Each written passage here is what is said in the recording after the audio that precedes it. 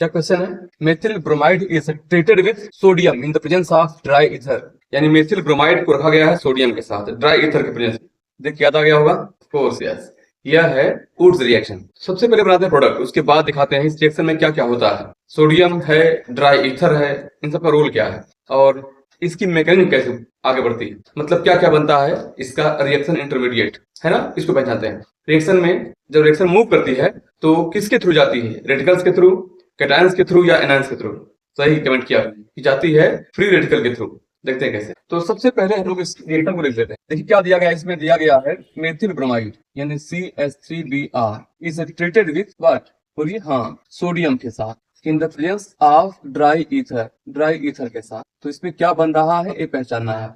तो नाम देख के समझ गया कि यह जो कॉम्बिनेशन है, यह कॉम्बिनेशन होता है कहाँ पर? वुड्स रिएक्शन में। याद है ना, ये होता है वुड्स रिएक्शन का कॉम्बिनेशन है। तो अब अगर ऐसा है तो हम लोग रिएक्शन पहले पहचान लेते हैं। यहाँ पे क्या करना होता है आपको? CH3Br आप लिखा और 2 मोल जो है सिमेट्रिकल हेलो एल्केन लेते हैं और यहाँ पे 2 मोल्स जो है सोडियम यूज करते हैं। ड्राई ईथर की प्रेजेंस होती है, ड्राई ईथर की प्रेजेंस, और इसमें बन जाता है कैसे?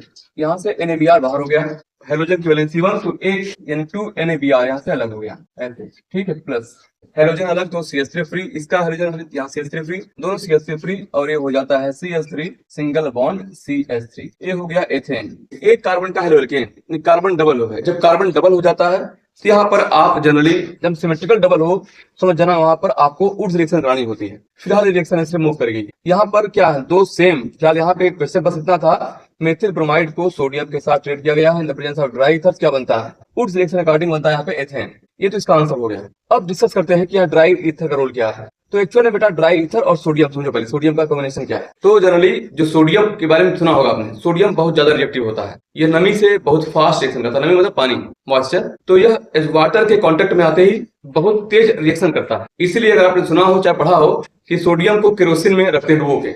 एक्चुअल में केरोसिन में रखने का अर्थ यह है कि केरोसिन में आप जानते हैं केरोसिन वाटर में डिजॉल्व नहीं होता, या यूं बोलिए वाटर केरोसिन डिजॉल्व नहीं होता। रीजन, केरोसिन क्या हाइड्रोकार्बन है, नॉन पोलर, वाटर क्या है, पोलर सॉल्वेंट है, दोनों मिक्सअप नहीं हो सकते। तो अगर केरोसिन में सोडियम डिप कर दिया गया, डुबो दिया गया है, तो उसके आसपास नमी नहीं पहुंच सकती।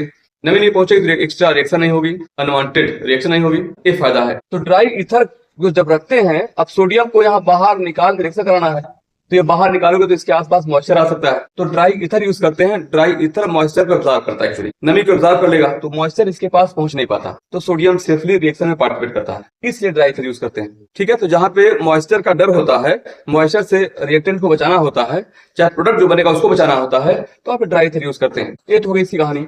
अब रिएक्शन में क्या बनता है, रिएक्शन कैसे प्रोसीड करती है, और यहाँ पर दोनों सेम क्यों होना जरूरी है? 2 mole halogen, 2 mole sodium, dry ether के प्रेजेंस एथेन, तो दोनों सेम होना क्यों जरूरी है? तो आप देख रहे हो यहाँ पे ये दोनों सिमेट्रिकल क्यों होना जरूरी है, इस पे डिस्कस करते हैं। एक्चुअल में इससे बनता है फ्री रेडिकल। कैसे हुआ है देखिए, मैकेनिज्म का सेंस यहाँ पर है दिया गया। एक्चुअली यहाँ पे CH3Br और यहाँ पे दिया गया बेटा सोडियम दिया गया है, और आप जानते हो सोडियम के लास्ट के सेल में एक ही इलेक्ट्रॉन होता है ना, एक ही इलेक्ट्रॉन सोडियम के लास्ट में। ये बॉन्ड ऐसे ब्रेक करता है। जो यहाँ सोडियम है, एक्चुअल में सोडियम क्या आ रही है, ये सोडियम अपना इलेक्ट्रॉन लूज करके यहाँ पर यह Na+ और यह अपना इलेक्ट्रॉन ऐसे निकाला जाता है। ये Na+ Br- के साथ NaBr के रूप में अलग हो गया मान लीजिए। अब यह इलेक्ट्रॉन चला गया CH3+ के पास, ये बन जाता है CH3 radical, methyl free radical बन गया, मिथाइल फ्री रेडिकल। अगर यहाँ पे R होता, इसे यहाँ पे लिखते आप R, अगर R लिखते ये होता R फ्री रेडिकल, इनके यहाँ लिखते क्या आप एल्काइल फ्री रेडिकल, ऐसे कॉमन हो जाता एल्काइल फ्री रेडिकल। कोई भी ऐसे हो सकता है। ये कैसे बना होगा, यहाँ से निकलना क्या निकला होगा, हाँ यहाँ तो NaBr ही निकलेगा,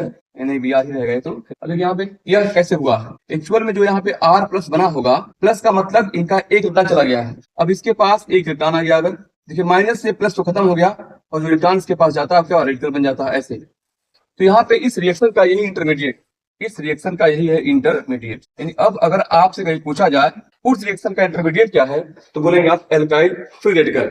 क्या है उस रिएक्शन का रिएक्शन इंटरमीडिएट क्या है, तो क्या बोलोगे free radical, alkyl free radical. तो अब यहाँ पे देखिए बेटा क्या है, अगर दोनों हेलोजन सेम देखिए ऐसे RBr, ये भी RBr है, ठीक है। दोनों के जाने के बाद क्या बनेगा, दोनों के जाने के बाद ये हो जाएगा आर रेडिकल, ये भी हो जाएगा आर रेडिकल। अब ये दोनों आपस में कंबाइंड हो गए आर आर हो जाते हैं, कोई दिक्कत नहीं, ठीक है। ये दोनों आपस में कंबाइंड हो गए आर आर हो गए। अब यहाँ पे मोल के फॉर्म में एक मोल ये भी है, एक मोल ये भी है, ऐसे बन गए। लेकिन बेटा अगर सपोज ये दोनों अलग होते, जैसे एक आर होता आर हेलो एल्केन आर, और एक होता आर डैश के रूप में हेलो एल्केन होता आर डैश, या ऐसे कर लेते हैं, एक होता R1 और एक होता R2, दोनों अलग अलग होते, ठीक है। या आर आर डैश कर सकते थे, एक होता ऐसे, दोनों अलग अलग होते।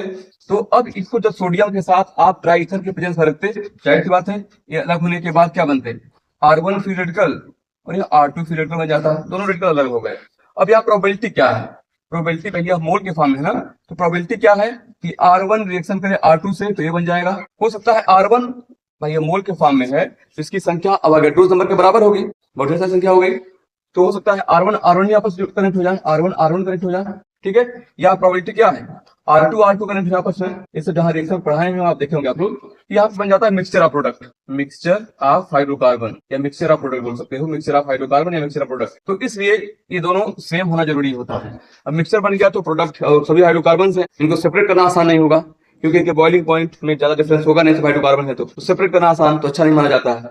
अगर आप सेम लेते हैं एक जैसा हाइड्रोजन तो दोनों के रेडिकल सेम आएंगे, तो केवल एक प्रोबेबिलिटी है कि आर आर बनेगा सिंगल प्रोडक्ट। इसलिए यह रिएक्शन तब बेहतर मानी जाती है जब दोनों मोल होते हैं आइडेंटिकल। याद रहेगा ना, तो याद रखना बेटा, हेलो एल्केन दिया गया हो, सोडियम हो और ट्राइथर हो, तो कराना है कोड्स रिएक्शन, ठीक है।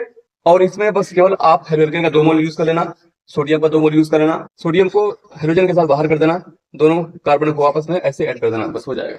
बस इतना याद रखना कि इसका इंटरमीडिएट होता है R radical, alkyl free radical, ठीक है। आसान है, यहाँ तो केवल एक क्वेश्चन का जवाब रहा।